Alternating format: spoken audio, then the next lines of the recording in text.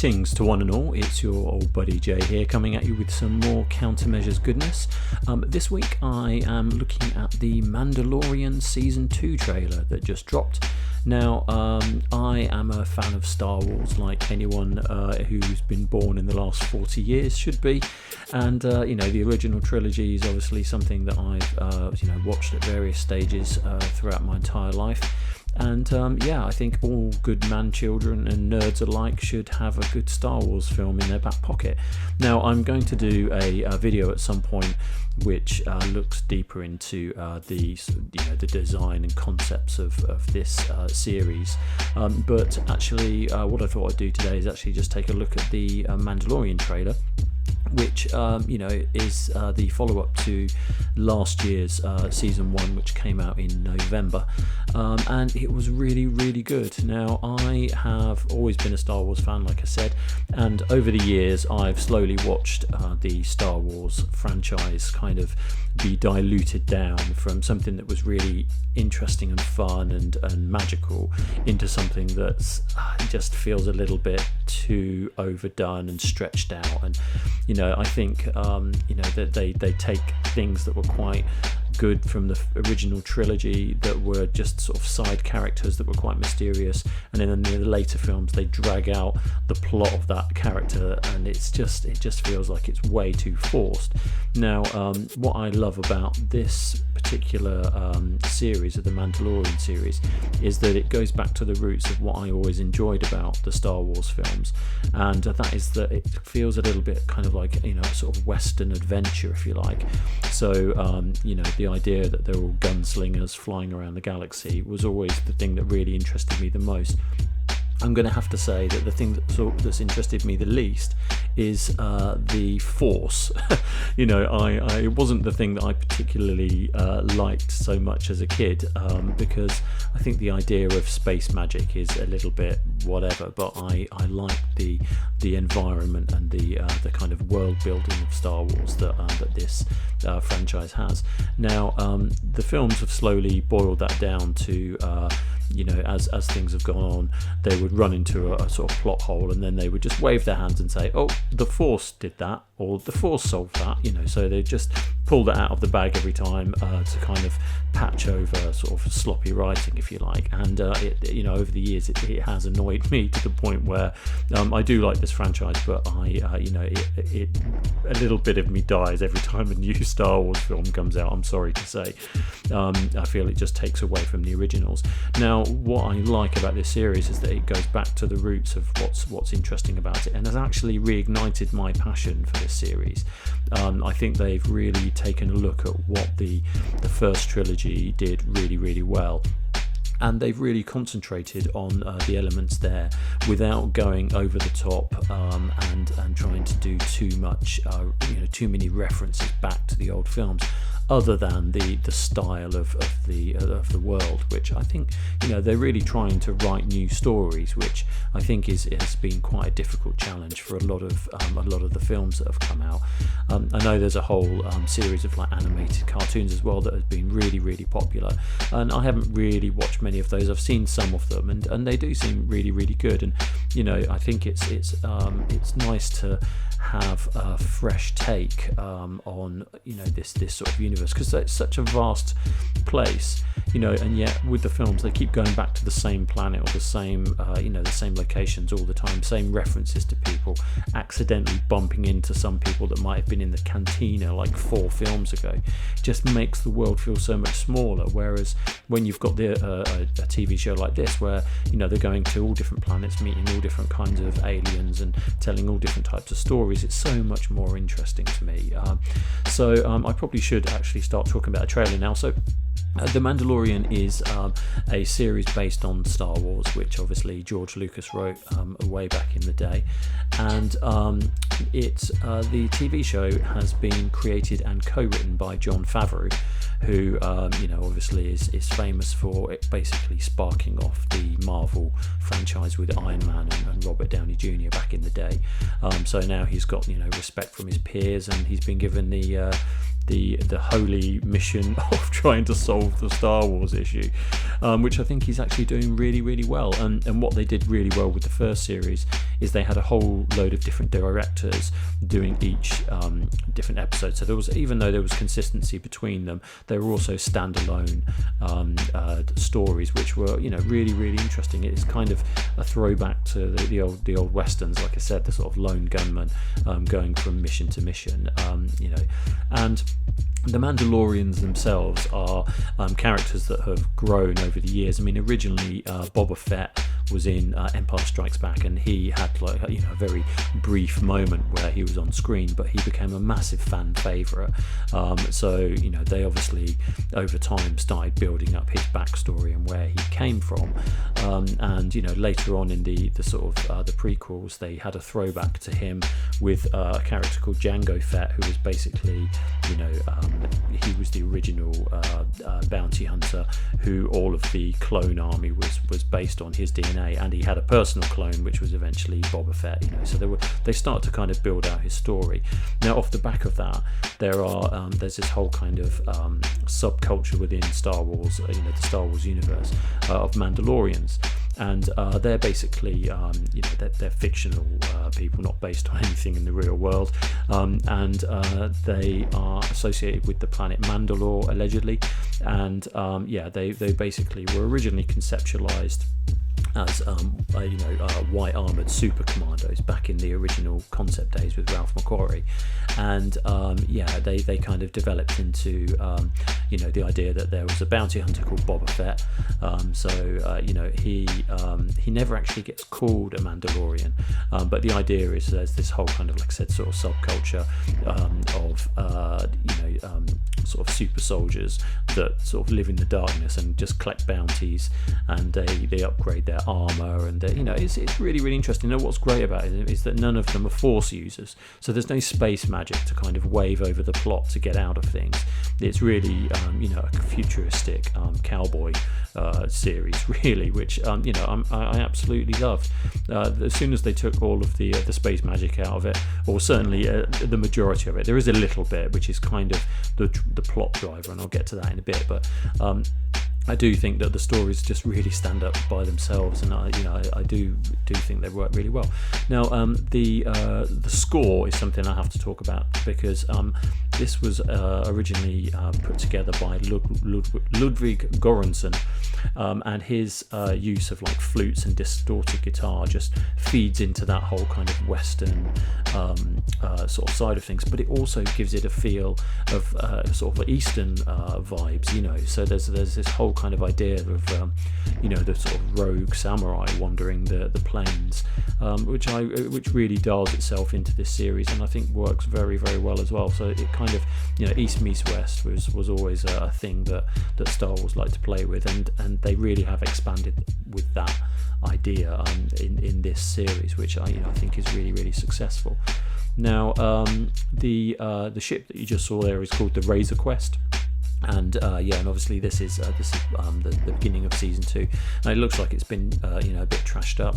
So I'm hoping that there's going to be, you know, a lot more sort of trips to new planets, etc. Now, with all these shows, they do have little sprinkles of you know, the previous trilogies. So just there you saw like Tatooine and potentially what is Tatooine with the Tusken Raider, and also you know, what could potentially be the Hoth base from Empire Strikes Back.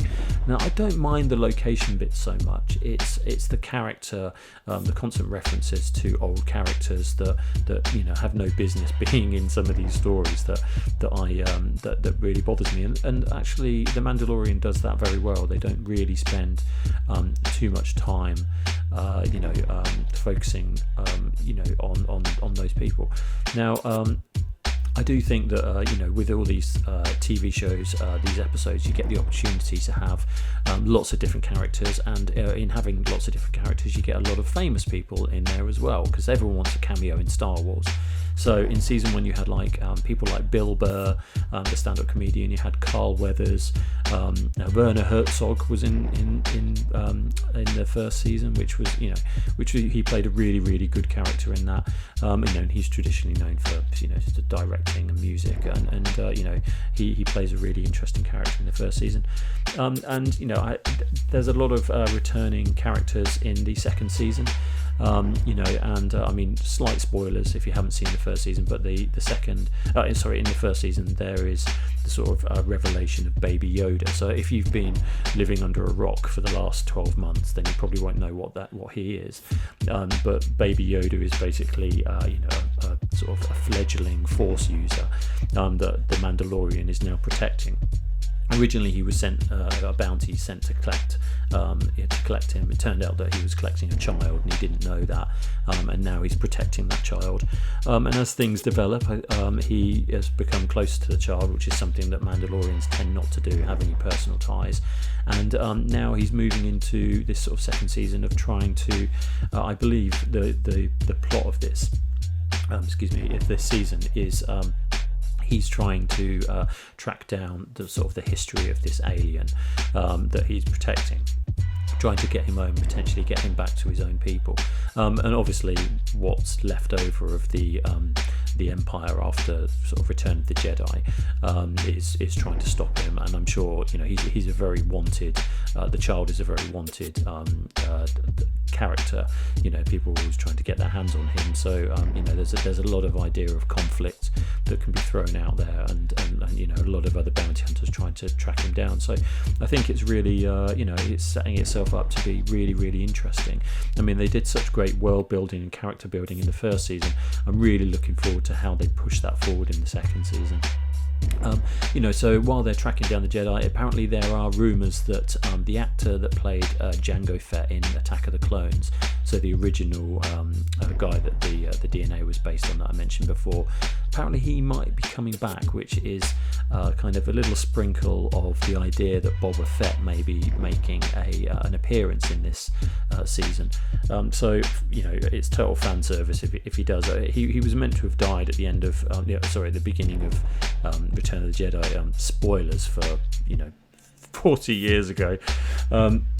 Apparently he was meant to have died in the Sarlacc pit, but there's always been rumours that he actually got out, and I think it would be quite good to bring him back and make him, because he was quite an evil chap. So I think maybe getting him back as one of the antagonists would be really, really interesting. I've got to talk about the design of all of this, and Star Wars in general has such a specific look about it. This all goes back to the original conceptual art from Ralph McQuarrie, which was done back in the 70s for the original film, and has trickled down into all of the subsequent movies. And I just really like the simplicity and the practical side of all their armor and their outfits and everything. It's just I really feel like it feels like a lived-in world, and that's what Star Wars was always very good at. It kind of felt like a futuristic story, but everything was worn and battered and overused, and so it felt like a world that people really existed in. It felt like a place that you could imagine in a galaxy far, far away, actually being existing. I do think that the way that it's all designed, the style of the all the ships and the style of all the weaponry and all of that, I do really think that all works incredibly well, and has set the stage for a lot of other sci-fi films that have followed since Star Wars originally came out.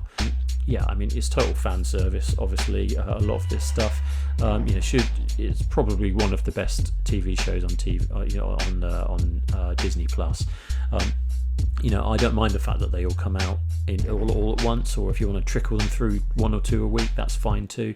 I think there's something quite nice about watching these particular ones separately. I know some box sets you watch them and it's better just to watch them back to back and sort of consume those episodes all in one go, but with this one I feel like the fact that it's so episodic and so each individual story exists on its own, and then there's a subplot that kind of ties them all together. I think it's fine to have a week's gap between those episodes, and I quite look forward to it. I don't feel the pressure to suddenly find 8 hours to sit down and watch the whole thing, whereas whereas I can certainly find 45 minutes, 50 minutes a week to watch the latest episode. So yeah, I am really looking forward to it.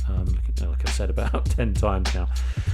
So yeah, I'm again. I mean, I can talk about the CGI till the cows come home. I mean, it's so seamless now. I mean, the quality of the construction of these CGI assets is just amazing, and they've really been able to do things with the TV show that the original films could never do. And even though George Lucas went back to the original trilogy and actually fiddled around and changed loads of stuff, which was a huge mistake, because there were some things in there that just should not have ever been dropped in. It's just kind of going back to something that was brilliant and making it worse is it just really sort of didn't work for me. Whereas with this, they've really considered the fact that there are practical effects, there are practical sets, but then there's also CGI, and it's all about the balance of that. And I think with this TV show, they obviously have a really good budget because it's Disney. They have all the money, and I think that they've got it right. They haven't thrown too much at the screen in terms of all the blue screen stuff. They're getting the balance right, which is really quite refreshing. Now, I do know that originally when they filmed the first season, they had a whole load of different directors doing each show, like Taika Waititi. He voiced the IG-88 character in the first season, the robot, and he also directed that episode as well. And I think that it would be great if some of those guys came back, because they did such a brilliant job of bringing this story to life. And I mean, I haven't actually talked about who plays the Mandalorian, because the great thing about this story is that spoilers, he does actually take his helmet off very briefly in the first season, but for the majority of the TV shows, he will not take his helmet off. And I really like the fact that that's the way that works. That he is kind of like a masked man. It feeds back into the eastern side of the sort of the samurai. But he is actually played by Pedro Pascal, who is getting parts in various TV shows and films all over the place at the moment. He's doing a really, really great job, and long may it continue. I think this season looks really, really good. I like the style of it all. I like the fact that there's a lot of practical effects, and they're really staying true to what's good about Star Wars. And the more space magic they can keep out of it, for me personally, the better. I mean, every now and again, Baby Yoda performs like a minor miracle and lifts a ship, or does that's fine. I can handle that. But it's when there's a massive plot hole and they just sort of paste it up and sort of wave their hands in the air and go, "Oh, it was the Force. Don't worry, the Force did it." And it's just like, well, it just sort of takes me out of the realistic side of this. Even though it's a space fantasy, I like to be grounded within that world, and I think that as soon as there's too much Force using, you get taken out of that straight away. So I'm really, really looking forward to it, and like I've said about 20 times, and I really like this trailer. I like the design of it, I like the look of it, I think it's hopefully going to be it's going to be really good. Now I might try and do a little review of the whole series when it's all finished, the whole season. And like I said, I'll certainly do a Star Wars thing at some point, just talking about the style of the overall franchise. So I hope you take a look at this, and I can't thoroughly recommend it enough. And Disney Plus is killing it at the moment. That's by far, I mean, everyone's got Netflix and Amazon, etc., but for the kids, the films are brilliant on Disney. I mean, it's just so good. Like, you've got all the Marvel films on there. You've got these, they're really putting the time in to have these really interesting TV shows. There's a whole load of other seasons coming out. I saw today that there's a She-Hulk series coming out, and things that you wouldn't ever have imagined would be a sort of a film or a sort of episodic TV series. And they're really, really going for it at the moment, and I think they should do, because they're doing such a brilliant job. They're really sort of taking care of these franchises.